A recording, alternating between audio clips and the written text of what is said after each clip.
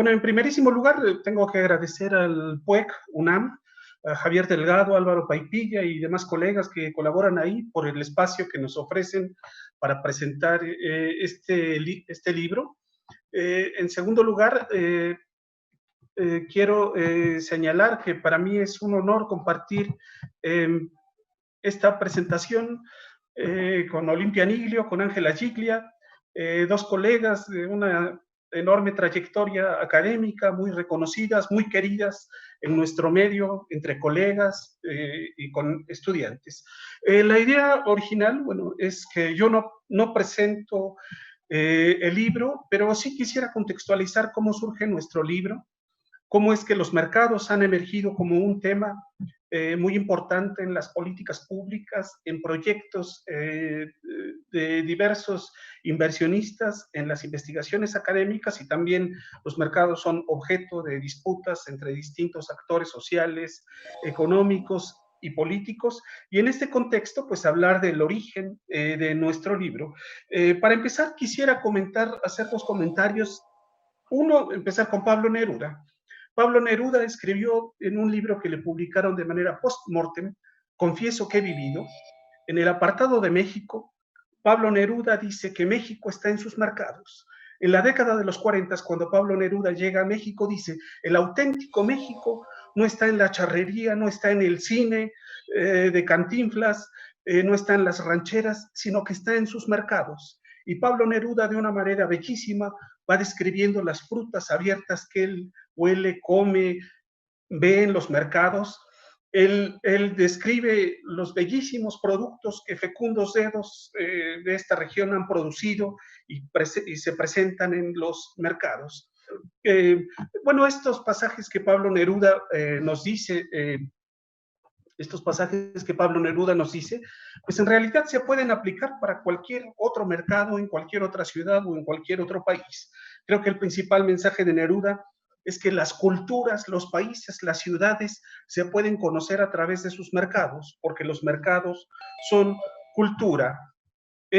Más o menos en esa época, en la década de los 50, el antropólogo Bronislaw Malinowski llegó a México para estudiar las sociedades en transición de tradicionales a modernas. Bien interesante que el antropólogo Malinowski eligió a los mercados como objeto de estudio, porque los mercados le permitían conocer muchísimos procesos, los circuitos económicos, locales, regionales, internacionales, las rutas comerciales tradicionales y modernas, las relaciones campo-ciudad, la congregación de diversas personas, objetos, la mezcla, por ahí, si alguien apaga sus micrófonos, por favor. Bueno, la congregación de personas diversas, las cosas que la gente consume, la oferta de productos tradicionales, pero Malinowski también reconoce que en esa época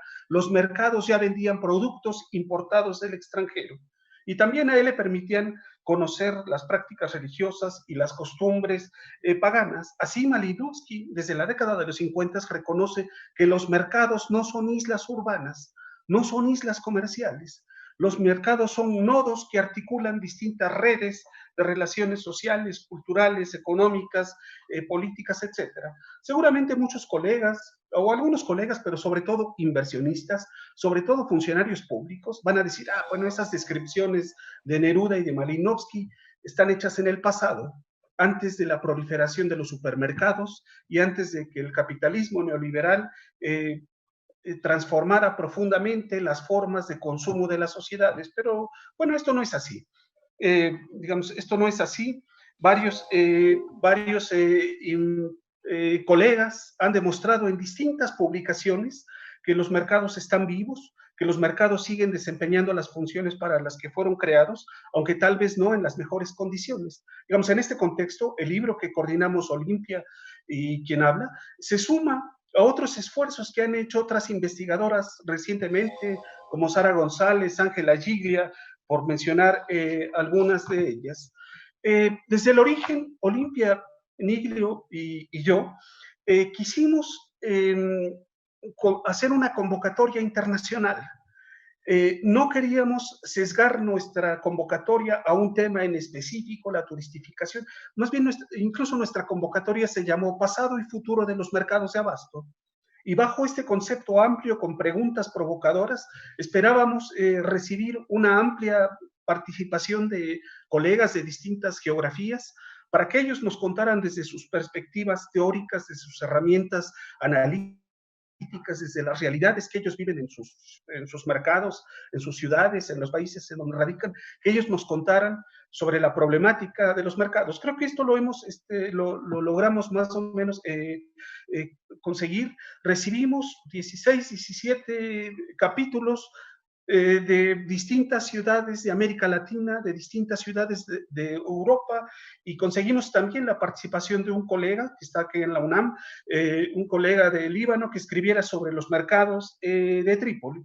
Así que nuestro libro pues ofrece un amplio espectro geográfico, un amplio panorama histórico de los procesos que están viviendo los mercados. Tal vez como la mayor parte de los capítulos se centra en los mercados, en centros históricos y en barrios históricos, aparecen dos tendencias claramente en varios de los capítulos. Capaz que si hacemos otro libro sobre mercados en periferias urbanas, pues la realidad es otra, pero en los capítulos que tenemos hay como dos constantes que aparecen. Por un lado, aparecen los discursos de ocaso de los mercados, el fin natural de un ciclo de vida de los mercados, que esto es difundido ampliamente por autoridades, por algunos inversionistas, bueno, que lo que pretenden es legitimar sus proyectos modernizadores. Y otra constante que aparece en varios artículos son justamente estos proyectos que se hacen para salvar, para modernizar los mercados a través del consumo cultural y del consumo gastronómico. En función de los artículos que recibimos, pues decidimos ponerle un subtítulo a nuestro libro, de patrimonio, turismo, gentrificación, porque estas son gran parte de las tendencias que aparecen en el libro. Por comentar algo de los mercados ahora, después de nuestro libro, yo creo que la pandemia COVID-19 ha reforzado dos tendencias que se manifiestan en nuestro libro. Por un lado, este discurso de obsolescencia física, económica, funcional de los mercados. Ahora los mercados, además, son vistos como epicentros de los contagios. Dos notas de periódicos, una nacional y otra de Guardian, un periódico global, dan cuenta de esto. Por ahí de mayo y junio aparecieron estas notas periodísticas que decían, a partir de pocas evidencias en algunas ciudades y en algunos mercados, estas dos notas periodísticas generalizaban los mercados de América Latina como epicentros de los contagios. Para mí esto es parte de la guerra de baja intensidad contra los mercados tradicionales. Bueno, y la otra cosa que se ha profundizado es la competencia de los supermercados, porque COVID-19, esta pandemia, ha venido a fortalecer el capitalismo de plataformas digitales, particularmente el de entrega de productos a domicilio, al que se han sumado con fuerza los supermercados, que valga reconocer que muchos supermercados pues están más vinculados a productos transnacionales, de cadenas y de agronegocios. Bien, en nuestro libro, por supuesto que aparece el tema del patrimonio cultural en su más amplia expresión. Digamos, los mercados, como ya comentaba Javier, son reivindicados como lugares de vida comunitaria, de encuentro, de sociabilidad, como sitios que refuerzan los tejidos sociales, los tejidos urbanos, las prácticas religiosas y también prácticas profanas. Muchos mercados han sido patrimonializados por el contenedor o por el contenido. Con relación al contenido, pues se patrimonializan los productos alimenticios, la gastronomía local, ciertas prácticas culturales. Ojalá les sirva de algo estos decretos que patrimonializan los mercados, pero también en algunos capítulos se asoma que los mercados son parte de la soberanía alimentaria y de los sistemas de salud de nuestras sociedades. Nuestros mercados no solamente ofrecen productos frescos, de buena calidad y a buenos precios, sino que también en muchos de ellos hay venta de medicinas, de hierbas, de medicina tradicional.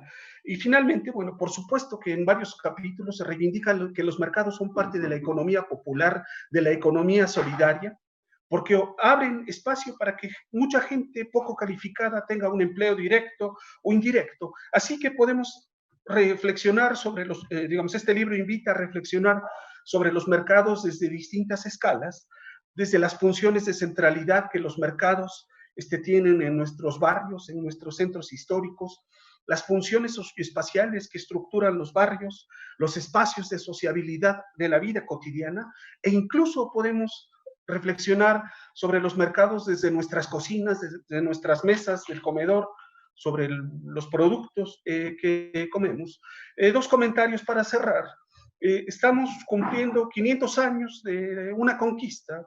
Hace 500 años unos sujetos a nombre de Dios y del Rey vinieron a imponer otra cultura, otro idioma, etcétera. Bueno, para conmemorar los 500 años y pensar los mercados, yo creo que tendríamos como 4 grandes desafíos. En primerísimo lugar, para mí está la participación ciudadana. Los ciudadanos, los trabajadores, los usuarios de las ciudades, de los mercados, tenemos derecho a decidir, a codecidir, a participar en la decisión sobre el futuro de nuestras ciudades, barrios y mercados. En segundo lugar, yo creo que tenemos que aprender de la historia remota, de la historia reciente. Tenemos que aprender de las buenas prácticas, como de las malas prácticas. Que le hagamos caso a ONU Habitat, al Banco Interamericano de Desarrollo, que publicitan con mucha fuerza la transformación de los mercados de Barcelona, de Madrid, pero también leamos lo que nuestros colegas escriben de las malas prácticas, cómo proyectos modernizadores perjudican a comerciantes, los endeudan, los desplazan. Así que hay que aprender de las buenas y de las malas prácticas. A 500 años, yo creo que llegó el momento de reflexionar sobre nuestros mercados al aire libre. Esta herencia histórica que tenemos del tianguis, que estuvo presente durante la colonia y que está presente en el siglo XXI a través de nuestros mercados itinerantes, de nuestros mercados sobre ruedas. Yo creo que llegó la hora de ordenar estos mercados, de transparentar su gestión en beneficio de la ciudad, de los ciudadanos, de los comerciantes, para que dejen de ser la clientela de líderes políticos. Y por supuesto que hay que, en estos 500 años, pues había que remozar nuestros mercados. Además ya los hemos, a muchos de nuestros mercados, ya los hemos patrimonializado, pues entonces deberíamos empezar por conservarlos de la mejor manera. Acá habría que tomar el ejemplo de Eusebio Leal, que en paz descanse, el historiador de La Habana. El año pasado que La Habana cumplió 500 años de ser fundada, entre los festejos se remozó el mercado Cuatro Caminos de La Habana. Bueno, en otra ocasión discutimos sobre sus contenidos, sus formas de gestión. Bien, para cerrar este libro, yo creo que en nuestro libro se asoma la capacidad de resiliencia de los mercados. Yo sé que algunos mercados han sido avasallados, transformados, pero muchos otros mercados sobreviven y compiten, se adaptan a las nuevas condiciones, a las nuevas estrategias. Incluso en COVID, algunos mercados han adoptado estrategias para mantener a su clientela. Para cerrar esto, yo diría que la defensa de los mercados tradicionales es la defensa de la ciudad pública, la defensa de la ciudad, de los contactos sociales, de la diversidad social, económica, cultural, política. Muchas gracias. Le dejo la palabra a Olimpia.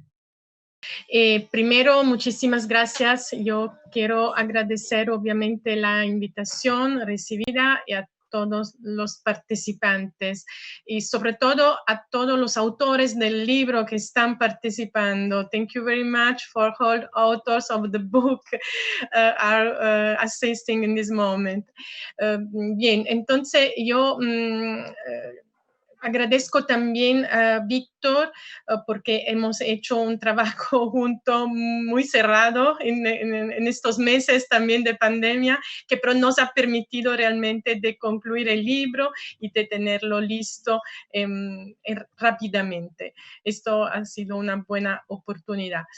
Bien, seguimos porque con el tema que obviamente Víctor ha introducido, yo quiero compartir con ustedes algunos puntos que obviamente están bastante claros en todo el libro.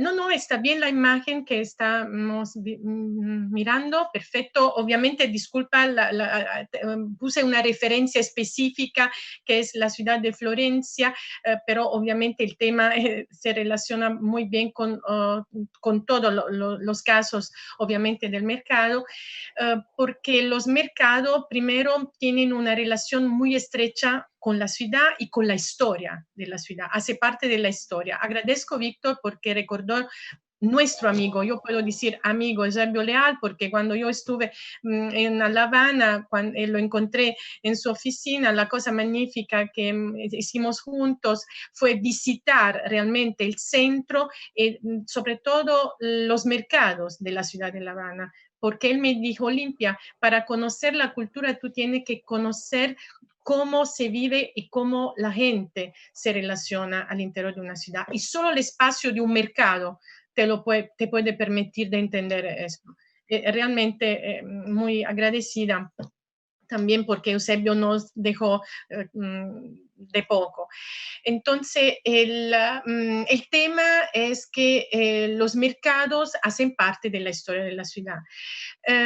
Adelante, aquí se ve, perdona, en esta imagen se ve una de las iglesias más importantes de la ciudad de Florencia, que es la de la familia Medici, la iglesia de San Lorenzo, y al lado el mercado de San Lorenzo, conocido también como mercado central. Pero la cosa interesante aquí, como se ve también en esta imagen, es que este espacio de la ciudad siempre ha sido un espacio de mercado, siempre, aunque no estaba obviamente el mercado central. En la imagen siguiente, podemos ir adelante con las imágenes. No sé qué, ok. Bien, esta imagen, por ejemplo, muestra absolutamente el mismo lugar donde siempre se ha sido desarrollado absolutamente un mercado que ha tenido siempre el valor del mercado de los alimentos. Esto era también un tema muy específico. Aquí se vendían alimentos para la ciudadanía. Este tema desde muchos siglos absolutamente sigue, es un símbolo, es un elemento simbólico al interior de la ciudad de Florencia. Y este sitio todavía sigue como espacio de mercado abierto y después también cerrado, porque seguimos adelante. Por ejemplo, esta es una imagen que yo tomé en la ciudad. Eso, estamos en la calle donde hay un mercado. Obviamente en el tiempo, sobre todo el mercado al abierto, se convirtió también en un mercado de otras cosas, de robas, de objetos varios, de recuerdos de Florencia, etcétera, pero siempre sigue como espacio de mercado. Entonces, el valor simbólico identitario, ¿no?, del espacio, de la función del mercado al interior de la ciudad.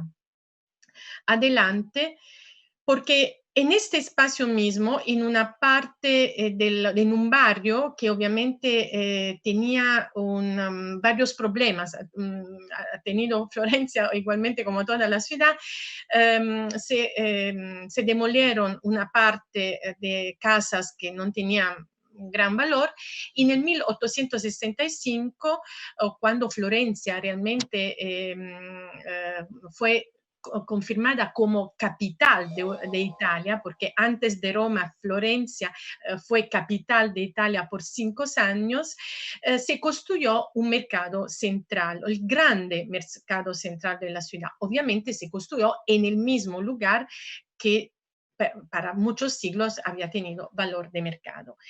En ese edificio, que todavía sigue hoy, se construyeron al interior de este edificio varios mercados de alimentos, frutas, carnes, pescado, sobre todo y exclusivamente alimentos.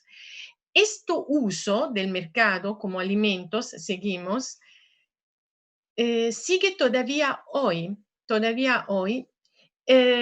solo que esta función del mercado alimentar ha sido hasta el principio del 2015. 2015, ¿por qué esta fecha? 2015 porque con esta fecha el mercado ha tenido un reuso en la parte arriba, donde se abrió realmente un gran almacén pero más dedicado a los turistas, a los visitadores obviamente de la ciudad, que Italy es una marca, realmente creo que no sé si se encuentra también en América Latina, pero es una marca también internacional que nació en Italia y en este momento se puso también esta función en este mercado. Entonces, donde hoy, en esta imagen, que era, fue tomada antes del 2015, se ve obviamente el mercado con la venta de los varios alimentos, etc. Todo esto hoy en día se realiza nella parte baja, nella planta baja dell'edificio, donde sigue todo el mercado de las frutas, del pescado, de la carne, de los alimentos. Nella parte arriba, seguimos. Entonces el mercado y la relación obviamente con la economía de la ciudad, nella parte arriba hoy en día es esto. ¿Qué es eso? Son varios restaurantes realmente, entonces el tema del mercado alimentar sigue, pero como más como espacio turístico, ¿no? Porque son muchos restaurantes, muchísimos restaurantes que proponen obviamente platos distintos para los turistas. Entonces, el tema del reuso de los mercados en relaciones, obviamente, a una necesidad de una comunidad que ha cambiado completamente en estos años, sobre todo relacionado a la necesidad del turismo. Una reflexión sobre este punto. Una reflexión, ¿por qué? Porque primero, como antes decía también Víctor, la realidad, la identidad vera de una ciudad está en el mercado y está en la origen vera del mercado, ¿no? Que es lo de vender cosas a las personas. En este caso es un mercado, pero exclusivo, porque aquí no llega cualquier persona, porque un plato, por ejemplo, uno vale como 10 o 15 euros, ¿no? Entonces, no es una cosa bastante elitaria. Entonces, al interior de un mercado cambió el uso del mercado mismo, nella parte arriba afortunadamente solo, y nella parte baja sigue todavía el mercado, pero esta pandemia nos permitió de entender una cosa muy importante. Antes también el profesor Javier nos ha dicho que, que las relaciones humanas, ¿no? se consiguen visitando también los espacios obviamente públicos de una ciudad como los mercados, ¿no? Y siempre yo, por ejemplo, estoy muy emocionada, ¿no? En el conocer una ciudad a través de las tradiciones mismas de esta ciudad que se encuentran obviamente al interior de un mercado. Seguimos. ¿Qué pasó con la pandemia? Con la pandemia todo esto se convirtió en ese espacio. Entonces, en un espacio completamente vacío, donde no hay más comunidades, donde no hay más relaciones sociales, donde no existe nada, completamente nada. Al revés de la función misma del mercado, que tiene el mercado, que es socialidad, que es inclusión, que es sociedad, que es diálogo entre las personas. Esto se convirtió así, pero la parte baja, vamos a ver qué sucede en la parte baja del mismo edificio. Arriba tenemos esto, entonces vacío, totalmente nada, no estaba nada. En la parte baja, vamos a ver al siguiente. La siguiente imagen, por favor. Eso. Continúa la vida del mercado. Entonces, esto yo creo que tiene que ser una importante reflexión. ¿Por qué? Porque todavía durante la pandemia, por lo menos en Italia, yo pero imagino en casi todo el mundo, obviamente todo las ventas de alimentos no estaba prohibida, ¿no? Todos estaban abiertos, obviamente, porque la gente tenía que comer. Entonces, todo lo que tiene que ver con un consumo turístico se perdió completamente. Completamente se perdió. Los hoteles, los restaurantes, en este caso también la parte arriba de este mercado, se cerró. La parte baja, que continúa en la tradición misma del mercado, ha continuado su vida sin problema. Yo creo que esta es una reflexión que tenemos que hacer. ¿Por qué? Porque en muchos casos que hemos visto también en nuestro libro, gracias también a varias fichas, ¿no? Porque la parte final del libro contiene varias fichas de mercados realizados en varias partes del mundo. hemos visto también el cambio de uso de estos edificios. Entonces, no solo como, no más como mercado de alimentos, como mercados en el uso original mismo del mercado, sino en un mercado, entre comillas, exclusivo. Muchos mercados han tenido esta transformación. Yo misma, en el capítulo que traté, presenté algunos de estos casos entre España, Budapest también, etcétera, hay varios casos. Entonces, lo que creo que tenemos que reflejar es realmente sobre el valor cultural originario que tiene el mercado y cómo estos espacios realmente continúan a vivir si respetamos, tenemos la oportunidad de respetar y preservar el uso originario del mercado, porque cuando todo esto cambia y se mutua en un espacio que tiene más a que ver con el capitalismo, todo esto muere.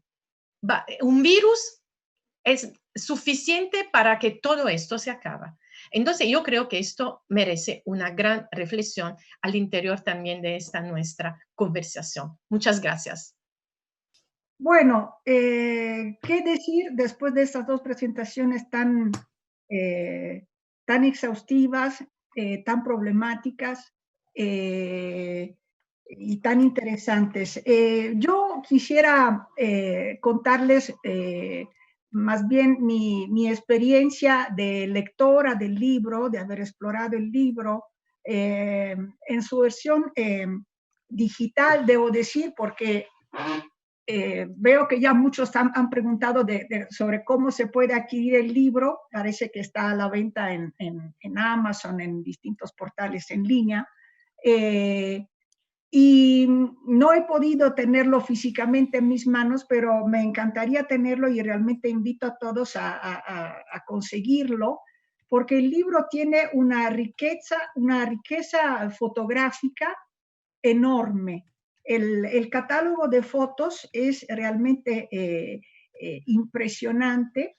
Y bueno, ya después me inspiraré de esta foto que es de Budapest, del Gran Mercado Central, para hacer un comentario y preguntar alguna reacción por parte del público asistente.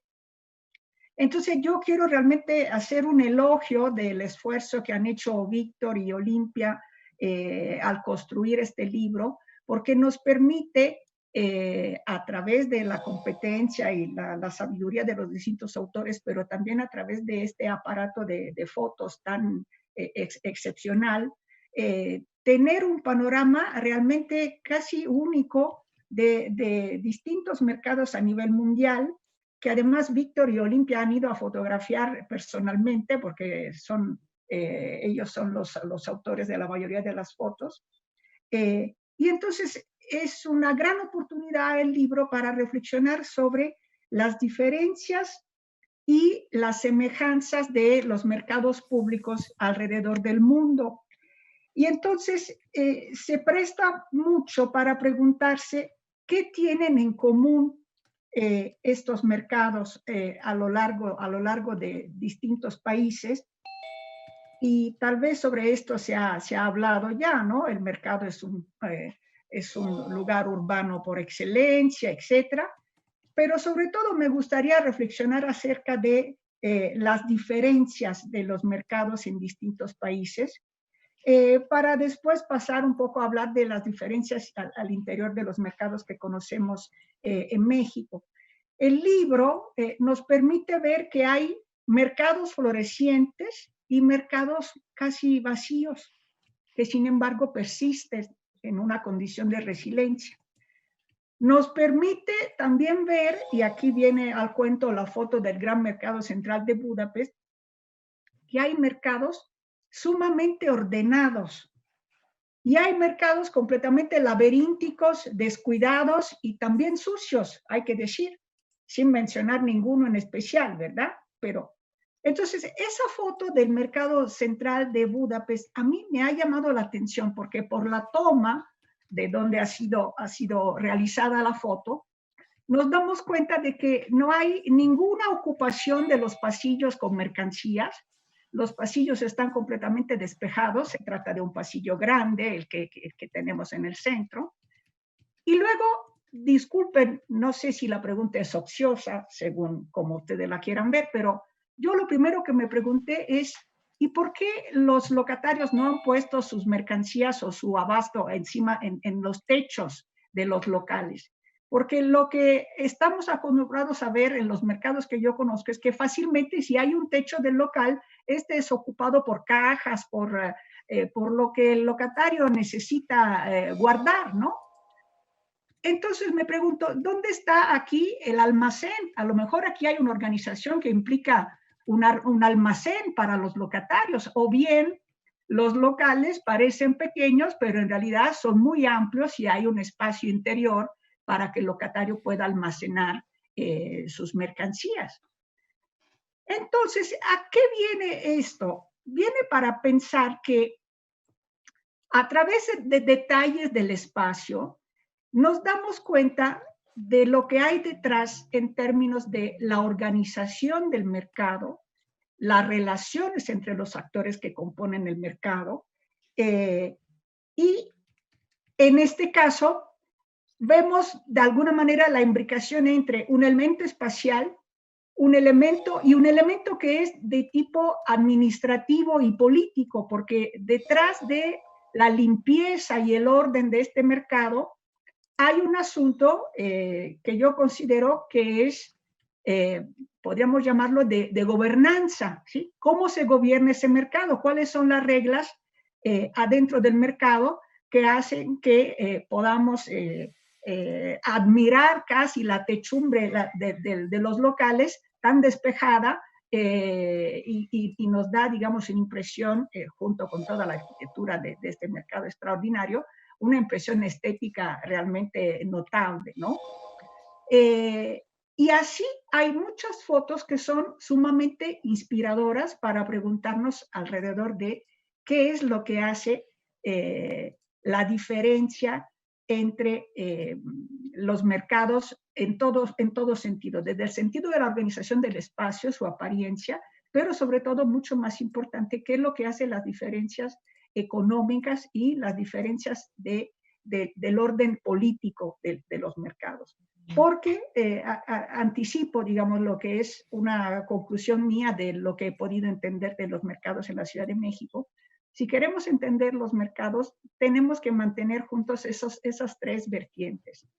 La forma del espacio, el contexto económico, la forma del espacio en el sentido también de cuál es el entorno urbano del mercado, además del espacio interior del mercado, cuál es la realidad económica del mercado, los clientes, las redes de comercio, etcétera, y también cuál es la realidad político-administrativa del mercado, es decir, cuáles son las redes de gobernanza que lo hacen existir y reproducirse a través de los actores que lo gobiernan, que lo administran, que lo organizan, a través de los grupos de locatarios organizados en relación con las distintas instancias del gobierno local. En ese sentido, el mercado realmente, como decía Marcel Mauss a propósito de también un fenómeno comercial, puede ser entendido como un hecho social total, es decir, vemos el mercado público y tenemos una especie de espejo de la sociedad en general, y sobre todo en esas tres facetas de lo espacial, lo económico y lo político. De ahí que se trata de temas de estudio, los mercados públicos, de un interés inmenso realmente. Entonces, para entenderlos, en el país en que estemos, creo que hay que tomar en cuenta esas tres vetas, lo espacial, lo económico y lo político. Si venimos a los mercados de México, pensando en este orden increíble del mercado de Budapest, en cambio, ¿qué hemos tenido en el caso de México? Tenemos prácticamente 400 años de un intento de la autoridad por ordenar el comercio ambulante a través de la producción de mercados, a través de la construcción de mercados. eso nos dice muchas cosas. Nos dice primero la gran interconexión entre el comercio ambulante y el comercio adentro de los mercados, que se tienden a ver como dos cosas diferentes, en realidad son dos facetas de un mismo fenómeno que yo llamaría más bien como el comercio popular. Y luego la conclusión, el resultado de estos distintos intentos por ordenar los comerciantes ambulantes alrededor de los mercados se ha traducido casi siempre en un fracaso. La disputa entre los de adentro y los de afuera sigue siendo permanente, los comerciantes ambulantes siguen siendo una realidad muy presente en nuestra ciudad.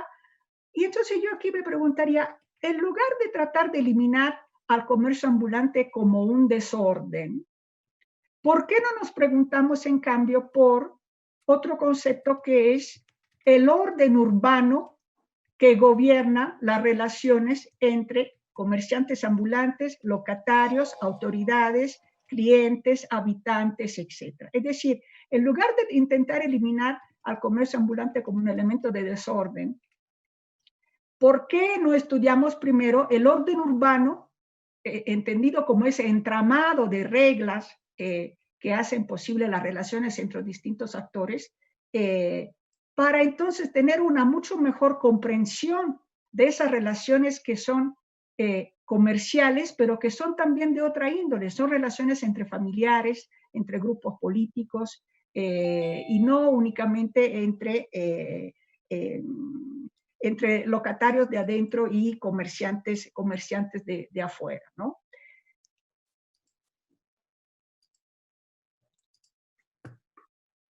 De ahí que otro concepto que me hizo pensar mucho es un concepto que propone Víctor, y eso nos acerca un poco a la coyuntura del presente.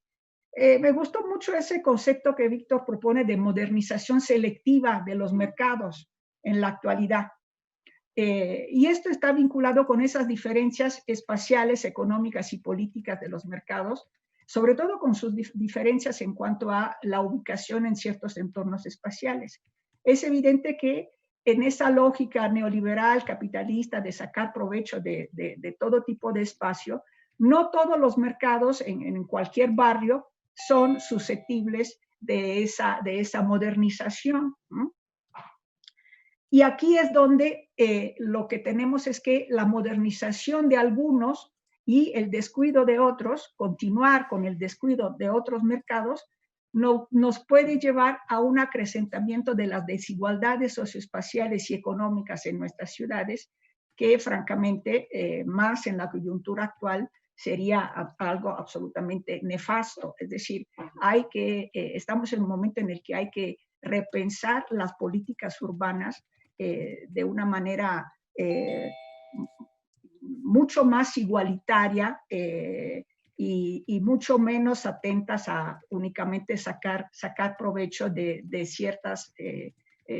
ciertas configuraciones socioespaciales, ¿no? Como un mercado en un barrio de clase media alta, entonces lo podemos convertir en un mercado gourmet. No puede ir por ahí, ¿no? Hay que pensar en el conjunto de los mercados, aún tomando en cuenta sus diferencias en cada espacio. De ahí entonces la importancia de estudiar el contexto del barrio en el que cada mercado está inmerso. Y aquí tenemos, yo creo, un poco a diferencia de lo que decía Víctor, sí es cierto que la pandemia ha creado graves problemas a los mercados, pero también podría convertirse el post-pandemia tal vez en una coyuntura favorecedora para los mercados. ¿En qué sentido? Hemos visto que una parte de la solución en la época post-pandemia se ha dicho que será la valorización del entorno barrial, de la ciudad de proximidad, ¿no? En París, la alcaldesa ha propuesto que para evitar que la gente se transporte por kilómetros y kilómetros, para evitar que se hagan grandes aglomeraciones de personas, todo lo que es fuente de contagio, etc., París va a tratar de apuntarle a una ciudad de los 15 minutos. ¿Qué quiere decir? Que en 15 minutos salgo de mi casa en bicicleta o tomando un autobús local y consigo todo lo que necesito para una experiencia urbana y resolver mis necesidades de manera satisfactoria y completa. En este panorama está el mercado público. En este panorama de valorización de la vida barrial y de proximidad, por supuesto que debe caber el mercado público como un articulador de la vida del barrio. Entonces, no únicamente como un local, un lugar donde hay algo para comprar, sino donde hay un centro donde reunirse, un centro social, una guardería, un grupo de señoras que se reúne para tejer, una vida barrial que hay que recuperar también en el sentido en un sentido, digamos, post-pandemia, es decir, como un recurso de sociabilidad en contraste con una manera de vivir la ciudad en la que forzosamente hay que trasladarse durante muchos kilómetros para llegar a un lugar donde satisfacer una necesidad. No, tendríamos que repensar la ciudad de una manera en la que todas las necesidades de preferencia puedan resolverse sin grandes traslados, ¿no? Sin tomar el metro, por decirlo de manera sencilla, ¿no? ¿Por qué? Porque en el metro nos vamos a contagiar. Eso ha sido parte del debate en torno a cómo repensar las ciudades después de la pandemia, y creo que los mercados públicos podrían jugar un papel muy importante como espacios de esa economía y de esa también sociabilidad local que serían muy importantes y que hay que volver a poner en el centro. Otra cosa en la que me ha hecho pensar el libro es que en los mercados hay además un conjunto de economías que tienen que ver con circuitos que no necesariamente son los grandes circuitos globales, sino que son circuitos más regionales, más locales, de productos mucho más artesanales, que también en esa época post-pandemia podrían volver a tener un nuevo significado, un nuevo valor, ¿no? Como productos más sostenibles o como productos que forman parte de esa que se llama la globalización desde abajo. Y quiero mostrarles algunos que yo he comprado en distintos mercados. Son productos muy humildes, pero totalmente funcionales, como por ejemplo estas agarraderas hechas en ganchillo, con un dibujito. Son una parejita de agarraderas que ustedes pueden comprar, creo que por 30 pesos o menos, y están hechas a mano. Uno puede imaginarse la autora, yo creo, de estas agarraderas que se compran la típica jarcería del mercado, y uno puede preguntarse quién los hizo, de dónde viene ese producto. La señora que lo hace paga impuestos, yo me imagino que no. Es decir, los mercados son lugares donde también hay espacio para estas otras economías que posiblemente en este momento, lejos de morirse, en cambio de alguna manera, son parte de la resiliencia que tenemos frente al coronavirus, ¿no? Y a las crisis económicas que se nos viene encima trágicamente, ¿no? De ahora en los meses que vienen, por desgracia. Otra cosa que he encontrado en los mercados es esto, que es el vestido de la Barbie, también hecho, me imagino, en un taller, tal vez en el centro histórico de la ciudad, donde en una bolsita está la muda completa, también con una bolsita de la Barbie, y también un juguete muy económico. Eso debo decir, el juguete está en inglés, está hecho en China, y eso es parte de esa globalización desde abajo de productos que no siguen un estándar, porque se ve que las muñequitas no están muy bien hechas, ¿verdad? Pero es una cosa que cuesta 50 pesos y que sirve una economía que no es la economía del supermercado, ¿sí? Ese tipo de cosas son las que encontramos en nuestros mercados públicos de barrio y no creo que se vayan a morir, a lo mejor soy demasiado optimista, en cambio creo que ese tipo de economías locales, informales, son las que nos pueden sostener. Y además de lo que está diciendo ahora una Eva Leticia que interviene, que también me mencionaba Víctor, medicinas, plantas, alimentos locales, frutas que vienen de muy cerca y que no se conocen en otros sitios, etc. Es decir, todo un entorno económico que está hecho también de relaciones sociales que vive en los mercados y que tendríamos que tomar en cuenta, utilizar y proteger en la medida de lo posible. Y bueno, entonces creo que ya hablé suficiente, pero digamos algunas reflexiones para terminar. ¿Qué se puede decir de los mercados en conjunto? Sobre todo en esa coyuntura en la que seguramente a nivel mundial, aún con sus diferencias, pero sí están sometidos a fuertes amenazas, ¿no? ¿Qué se puede decir? Que, bueno, yo diría que la problemática que tienen los mercados número uno no es una problemática reciente. No se puede pensar que lo vamos a resolver los mercados que necesiten, digamos, de una solución a sus problemas. Acumulan problemas desde hace décadas. Entonces, hay que dotarnos de una perspectiva, digamos, de investigación profunda, histórica, y de largo aliento para entender esa densidad, digamos, de las problemáticas que se han ido acumulando alrededor de los mercados. Otro elemento que en parte apareció en lo que decía antes es el tema de que si se quieren mejorar los mercados, el tema de su gestión y de su gobernanza es un tema fundamental.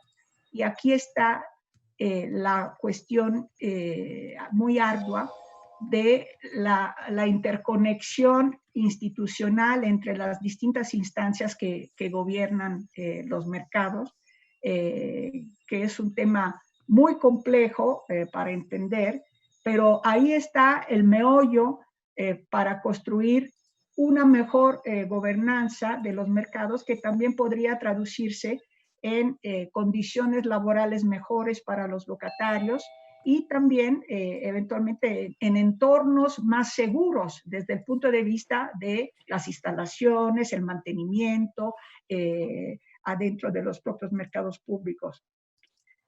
Y bueno, y finalmente decir entonces que si nos preguntamos por, como dice el libro o la convocatoria para el libro, el pasado y el futuro de los mercados, yo diría que el futuro de los mercados sin duda no es el mismo futuro para todos, es un futuro plural que depende mucho de esas condiciones específicas de cada mercado y de su relación con su entorno, con sus redes económicas y con sus estructuras político-administrativas. Pero seguramente, regresando un poco al tema del mercado como un articulador de la sociabilidad a nivel barrial, a nivel local, creo que ahí hay una apuesta importante que nos puede permitir, digamos, defender a los mercados como estos lugares donde al ir ahí caminando, estamos evitando, digamos, gastar energías en una ciudad extensa, en una ciudad de grandes infraestructuras, donde la movilidad se convierte en un problema, etc. En cambio, al valorizar una estructura como el mercado público local, como una fuente de abasto, pero también de sociabilidad, de cultura, etc., tenemos una alternativa a esta ciudad poco vivible a la que hemos llegado, por ejemplo, en el caso de una megalópolis como es la Ciudad de México. y lo dejaría aquí para esperar sobre todo las reacciones del público.